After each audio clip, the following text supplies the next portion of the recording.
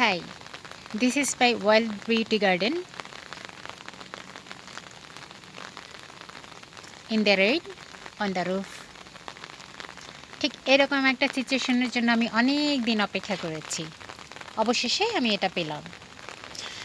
তো আজকে যেটা আমি বলতে যাচ্ছি, আমার পর্তুলিকা, আমার পছন্দের কিছু গাছ দেখাতে যাচ্ছি।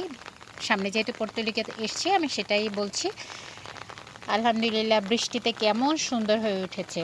আমি জাস্ট আজকে গাছের নামগুলি বলবো, তেমন কিছু ডিটেলস বলবো না, বিকজ আমি আজকে বৃষ্টি উপভোগ করছি। আজকে বৃষ্টি উপভোগ করার সময় আমার সামনের বাগানের এই অবস্থা। আলহামদুলিল্লাহ, আলহামদুলিল্লাহ এবং আলহামদুলিল্লাহ, আল্লাহর কাছে শুকরিয়া জ্ঞাপন করছি। সারা আকাশ ভর্তি মেঘ এবং সারা রাত ধরে বৃষ্টি, গত 2-3 দিন ধরে টানা বৃষ্টি। এই বৃষ্টির মাঝখানেও একদম এখন টেম্পারেচার হচ্ছে 26 ডিগ্রি সেলসিয়াস। তো তার মাঝেও আমি ছাদে এসেছি বৃষ্টি উপভোগ করার জন্য। আসলে ভালো লাগার ব্যাপারগুলো এরকমই। এনিওয়ে, এইগুলো টায়রা বলে মূলত, পর্তুলিকার একটা পর্তুলিকা কিংবা মশরুজ। তো এটা হচ্ছে লাল এবং সাদা মশরুজ বলা যেতে পারে, পর্তুলিকা বলা যেতে পারে। এক এক জায়গার এক এক রকম নাম। ওপাশে আমার কিছু আছে। আর এটা হচ্ছে সজনে ডাঁটা, গাছটা বেশ বড় হয়ে গেছে। এখান থেকে আমি একটা ব্রাঞ্চ করেছি, আমার নতুন করে গাছটা হয়েছে, আমি দেখাবো ইনশাল্লাহ। আর এটা হচ্ছে আমার ভীষণ ভীষণ ভীষণ পছন্দের আমলকি গাছ এবং এটা খুবই হেলদি। আর এটা হচ্ছে আমার আমড়া গাছ, আলহামদুলিল্লাহ খুবই হেলদি। এটা আলু বোখারা, ভীষণ ভীষণ পছন্দের। আর এটা হচ্ছে সাঙ্গনিয়াম, কেমন ঝোপালো হয়ে উঠেছে এবং এবারটা আমি কাটিং করে রেখেছি, মূলত এরকম ঝোপালো করেছি। আর এটা হচ্ছে আমার গন্ধরাজ, এটাও আমি ঝোপালো করেছি। জাস্ট নিচ থেকে যদি একটু দেখাই, এরকম। আর এটা হচ্ছে আমার নিজ হাতের কাটিং থেকে তৈরি শিউলি কিংবা শেফালি, আমরা যেটাই বলি না কেন। ফুলও এসেছিল, বাট এখন পাতাগুলো কত সুন্দর হয়েছে দেখার মতো। আর এপাশে আমার গোলাপ গাছ প্রুনিং করে দিয়েছি, যেহেতু গাছের গোড়ায় কিছুটা পানি জমেছিল এবং এখনও রানিং বৃষ্টি, এর কারণে আমি কাট করে রেখেছি যাতে করে পানিটা পড়ে যায়, প্লাস হচ্ছে আর বেশি বৃষ্টি না পায়। কারণ গোলাপ গাছ কিন্তু পানি পছন্দ করে ঠিকই, কিন্তু মাত্রা অতিরিক্ত খুব একটা পছন্দ করে না, ওর অ্যাবজর্ব করতে অসুবিধা হয়। আর আমার এটা হচ্ছে জাস্ট বীজ পরে এই নয়নতারা গাছগুলো হয়েছে। পাশে আমার আছে হাসনাহেনা। আর আমি প্রতিদিন এখান থেকে চা খাওয়ার, গ্রিন টি খাওয়ার চেষ্টা করছি পুদিনা থেকে। আলহামদুলিল্লাহ, ভীষণ। আমার ক্যামেরা অ্যাকচুয়ালি রেজুলেশন অতটা ভালো শো করছে না, বাট খালি চোখে কিন্তু ভীষণ সুন্দর। আর এটা হচ্ছে আমার পোলাও গাছ, মনটা ভরে যাচ্ছে জাস্ট আমি যখন দেখি এদেরকে। আর আমি আসলে বাসাতে থাকতে পারি না, কোনো কিছুতেই আমাকে আটকে রাখা যায় না। এটা হচ্ছে আমার দেশি এলাচ। আর এটা হচ্ছে আমার কি বলে, চন্দ্রমল্লিকা। চন্দ্রমল্লিকা অনেকেই বলে যে গাছ পানিতে মরে যায়, আমি জানি না এটার কি অবস্থা, বাট বর্ষাকালে এটা ফুল আসবে না, এটা শীতের শেষের দিকে ফুল আসে। বাট আলহামদুলিল্লাহ, গাছটা কিন্তু বেশ ম্যাচিউড এবং ঝোপালো আছে। এটাকে রেগুলারলি খাবার দিলে কিন্তু এটা আসলে সেই রকম একটা রেজাল্ট দেয়। আই থিঙ্ক এটা খারাপ হওয়ার কোনো পসিবিলিটি নেই। আর আমি গাছের গোড়াতে আমি সেটাও ইউজ করতে যাচ্ছি এবং বৃষ্টি পেয়ে কেমন ধানকুনি পাতাগুলো সতেজ হয়ে উঠছে। জাস্ট আমি লাগিয়েছি সপ্তাহখানেক হলো। আর এটা হচ্ছে আমার প্রচণ্ড গরমে গাছের পাতাগুলো পুড়ে গেছে। অবশ্যই হিট থেকে বাঁচার জন্য তো কোনো কিছু করার নেই, আল্লাহ শেড দেওয়া যেত, কিন্তু আমি আসলে ক্যাপাবল ছিলাম না শেড দেওয়ার জন্য। বাট এখন এই বৃষ্টি পেয়ে কিন্তু নতুন ব্রাঞ্চ বের হচ্ছে, নতুন কুশি বের হচ্ছে, আলহামদুলিল্লাহ। আর বৃক্ষমেলায় যাব বলে গাছগুলো পটগুলো রেডি করেছি, বাট হচ্ছে না। এখানেও যেমন আমার এলাচ গাছ পানি জমছিল, আমি কাট করে রেখেছি। চন্দ্রমল্লিকার কাটিং থেকে গাছ করছি, হয়েছে আলহামদুলিল্লাহ, কাট করে রেখেছি। আর এটা গাইনুরার কাটিং থেকে হচ্ছে। গাইনুরা গাছটা এমন যে এটার কিন্তু কোনো কাটিং জাস্ট লাগিয়ে দিলে হলো, এটা কিন্তু খুব সুন্দরভাবে হয়। আর হচ্ছে পান গাছ আমার খুব পছন্দের, তাই আমি লাগিয়েছি। খাওয়া যে খুব হয় সেটা না। আর এই সজনের ডাল থেকে আমি আর একটা চারা করেছি। আর এটাকে কি বলে, মালবেরি থেকে আমি কাটিং বসিয়েছিলাম, আলহামদুলিল্লাহ প্রায় প্রতিটা কাটিংই ধরেছে। গোলাপের কাটিং ধরেছে। তারপর হচ্ছে আমার এটাকে রিপোর্ট করেছিলাম, প্যাশন বা ট্যাং ধরেছে, কারি গাছ। তারপর হচ্ছে গোলমরিচ। আলহামদুলিল্লাহ সো মেনি থিংস আমার এখানে আছে, বলতে বলতে হয়তো আমার মুখ ব্যথা হয়ে যাবে। তারপর আমি আরও বেশি গাছ চাই, আরও বেশি গাছ চাই, আরও বেশি গাছ লাগাতে চাই, বিকজ আই লাভ প্ল্যান্ট। এবং এটার সবচেয়ে বড় সুবিধা হচ্ছে এটা ডিপ্রেশন কমায়। যারা গাছ লাগায়, যারা বাগানি, তাদেরকে খোঁজ নিলে জানা যাবে যারা বাগান করে তারা খুব বেশি ক্রিয়েটিভ হয়। আমি আমার প্রশংসা করছি না, কিন্তু আমি জাস্ট বলছি এটা কিন্তু স্ট্রেস রিলিফ করে খুব সহজেই।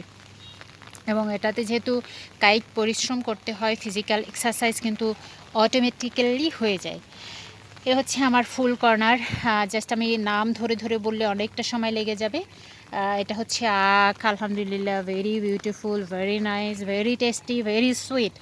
অ্যান্ড এটা হচ্ছে আমার কাঠগোলাপ, নয়নতারা কর্নার, এবং এটাতে কিন্তু 3টা ব্রাঞ্চ বেরিয়েছে আলহামদুলিল্লাহ। অথচ আমি লাগিয়েছি জাস্ট ছোট্ট 5 লিটারের একটা ক্যানে। আমার যদি গাছের টবগুলো দেখা হয় অনেকেই হয়তো হাসবে, বাট তারপরে এতটা সমৃদ্ধি গাছ কিভাবে হলো সেটার একটা ট্রিক্স হচ্ছে আমি ওয়েস্ট পচিয়ে, কিচেন ওয়েস্ট পচিয়ে সেটা দেই। এটা হচ্ছে মেইন থিং। আর সবচেয়ে বড় যেটা, সেটা হচ্ছে আল্লাহর রহমত।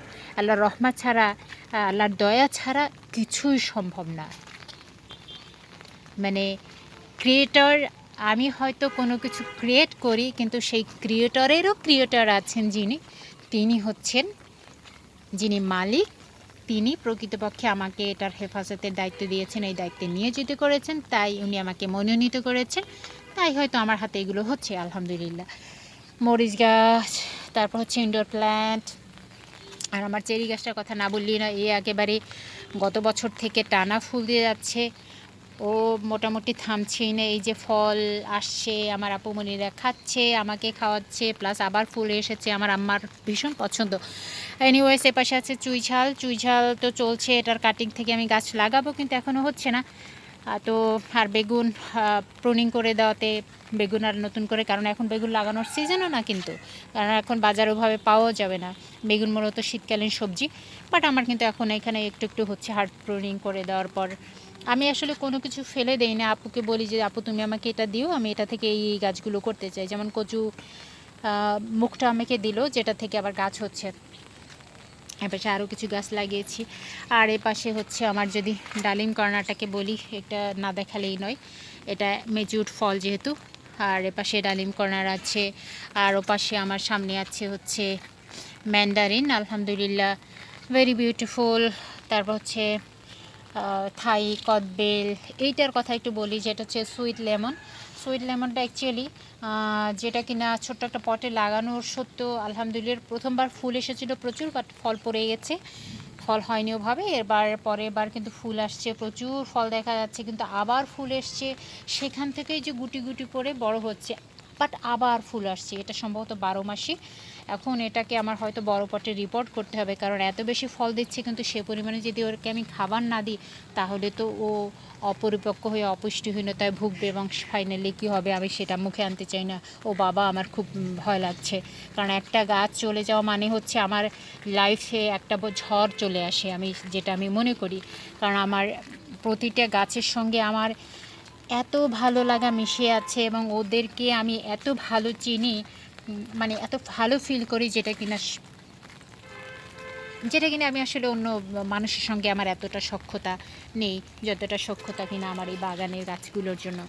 আর আমার লেবু তো আমি এখান থেকেই খাচ্ছি, প্রতিদিন পারছি আর খাচ্ছি, খেতে খেতে শেষ করে ফেলছি প্রায়। আর এগুলো হচ্ছে অলস্পাইস, তারপর হচ্ছে সুইট ট্যামারিন্ড, তারপর হচ্ছে করম চা। ওইদিকে আর যাচ্ছি না, যা যা আছে আমি টেগলেন্স দেখে নিচ্ছি। আর হচ্ছে ওই যে কি বলে এটাকে, লাউ গাছ লাগিয়েছি। তো যাই হোক, আর আমার কি বলে যে এগুলোই আমাকে ভালো লাগা দেয়, বিনোদন দেয়, যেটা কিনা অনেক জায়গায় ঘুরতে গেলে এটা সম্ভব না, এরকমটা হয় না, এত ভালো লাগা দেয়। তো এনিওয়ে, এই যে পানির মধ্যে চপচপ করে হাঁটছি আর দৃশ্যপটায়ন করছি। আজকে ভিডিওতে তেমন কিছু শিক্ষণীয় নাই যদিও, তারপরও আমি যেটা একটু বলতে চাইছি, একটা টিপস আমি দিতে পারি, সেটা হচ্ছে গাছের পানি তো অবশ্যই থেকে 2-3 ঘন্টার মধ্যে যদি গাছের পানি না সরে, সেক্ষেত্রে অবশ্যই সেটাকে রিপোর্ট করতে হবে, গাছটাকে রিপোর্ট করতে হবে, আদারওয়াইজ গাছের গোড়া পচে বর্ষাকালে নষ্ট হওয়ার সম্ভাবনা 100%। বাট যদি দেখা যায় টানা বৃষ্টি হচ্ছে, অর্থাৎ এক নাগাড়ে 1 দিন 2 দিন বৃষ্টি হচ্ছে, তখন কিন্তু পানি যতক্ষণে ওটা পাস আউট হচ্ছে তার ততক্ষণে এটা কিন্তু আবার ভরে যাচ্ছে। সেক্ষেত্রে যেটা করতে হবে, এরকম আমার মতো গাছটা কাত করে রাখতে হবে। যখন কাত করে রাখা হবে তখন কিন্তু পানিটা যেহেতু ভেতরে পড়বে না, আর ভেতরে যে পানিটা আছে সেটা কিন্তু বাইরে চলে যাবে এবং গাছ কিন্তু তখন সুস্থ থাকবে এবং এর শিকড় পচার সম্ভাবনা কমে আসবে। এবং আরও একটা টিপস আমি যেটা দিতে চাই সেটা হচ্ছে, এই যে বৃষ্টি হওয়ার পরপরই গাছে একটা কীটনাশক স্প্রে করতে হবে। সেটা হোক জৈব কিংবা সেটা হোক কেমিক্যাল, এনি ওয়ে একটা না একটা ইউজ করতেই হবে, সেটা গাছের পাতার জন্য। আর একটা হচ্ছে গোড়ার জন্য যেমন ইমিস্টার ইউজ করা যেতে পারে, সেটা হচ্ছে গোড়া পচা রোগটা হবে না, সেটা বৃষ্টি শেষ হওয়ার পর তাহলে ঢলে পড়া যে রোগটা আছে, অর্থাৎ গোড়া পচে শিকড় একটু হার্ম হয়ে যে নষ্ট হবে, সেটা নষ্ট হবে না। এই কারণে 2টা ওষুধ অন্তত ইউজ করা উচিত। একটা হচ্ছে ইমিটাফ আর সাথে ম্যানসার একসাথে ইউজ করে মিশিয়ে দেন গাছের পাতায় গাছে স্প্রে করে দেওয়া, আর একটা হচ্ছে গাছের গোড়াতে দেওয়া, সেটা হচ্ছে ইমিস্টার টপ। এটা যদি ইউজ করা হয় তাহলে গাছের গোড়া পচাটা অনেকাংশে রোধ করা যাবে ইনশাআল্লাহ। তো আজকে এ পর্যন্তই রাখছি। এখন আমার বাসায় যাব, টায়ার্ড হয়ে পড়েছি। Thank you.